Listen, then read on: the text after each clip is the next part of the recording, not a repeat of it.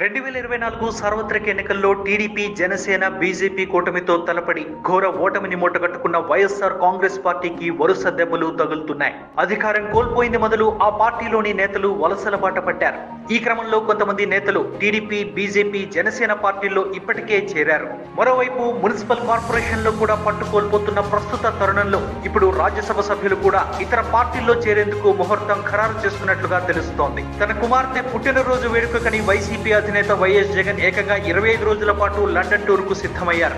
ఇక ఇదే అనుకూల సమయమని భావించిన కొంతమంది ఎంపీలు కండువాలు మార్చేందుకు సమాయత్తమవుతున్నారు. ఇప్పటికే ఎంపీ మోపిదేవి వెంకటరమణ టీడీపీ అధినేత చంద్రబాబుతో చర్చలు జరిపి రాజీనామాకు సిద్ధపడగా మరికొంతమంది ఇదే బాట పట్టనున్నట్లుగా సమాచారం. వైసీపీకి ఉన్న 11 మంది రాజ్యసభ సభ్యుల్లో కనీసం 6-7 పార్టీకి గుడ్ బై చెప్పేందుకు రెడీ అవుతున్నారట. రాజీనామాలు చేసిన వారందరూ టీడీపీలోనే కాకుండా బీజేపీలోనూ చేరే అవకాశాలు ఉన్నాయి. ఇతర పార్టీల్లో చేరిన తరువాతే తమ పదవులకు రాజీనామాలు చేయనున్నట్లుగా సమాచారం. మొత్తానికి జగన్ విదేశీ పర్యటన టైంలో వైసీపీలో కీలక మార్పులు జరగడం ఆ పార్టీకి మింగుడుపడని అంశంగానే చెప్పాలి.